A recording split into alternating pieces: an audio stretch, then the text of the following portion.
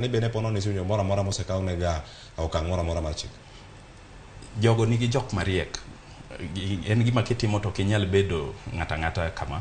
Nyaki bedi ni nigi rieko mar omenda, rieko mar uchumi, rieko mar chik. Ineno jogo tegi kaw gi keto ma ginono gigo msasa maber action ma gidwa timo kapok gitime. To gima timore ni ka gisetimo ngeni inyalo timo kamano tiyudo ka nitiere reasons mang'eny mamiyo ji ok dwa chulo tax. Matiende ni idwa ni profits gi ubed mang'eny mondo ikwep tax liability. Chik sani koro ger nikech KRA okaw gino kaka ketho ma is criminal.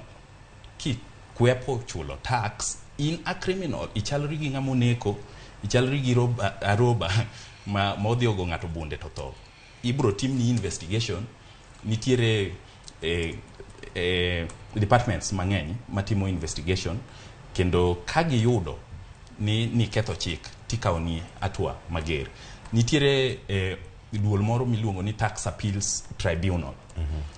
Ka in gi weche duto te ma samoro issues ma to do with the tax mago ngur ma wuok kuom tax kama tinyalo dhi e duono iwacho pachi ka uyieru ni ka to nadhi tenge nitie kaka nyalo duoge yo to winjuru e framework kaka ibro bedo ne chulo. Notimore gi Keroche panno migi thuolo ma Tax Appeals Tribunal ni gine wewa settle ka iduongo ni alternative dispute resolution. Matiende ni okidhi e court to en process ma itiyo godo mondo mi isolve ngur mantiere between taxpayer gi KRA.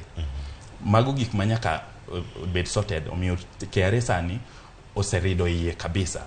King'iyo reforms manoketi gi makoro ne osedhi iluongo ni FCPA gi dhi mburu kod timne negi keto gino negi rido iye magiwacho ni ng'ata ibro chulo osuru. Ng'eni ging'iyo kata lifestyle kaka dak kodi no jomoko file nil returns to vacation odhi Dubai to rao China kasto kalo gi German koduogo to file nil return. Matiende ni kotuo dhi Zanzibar.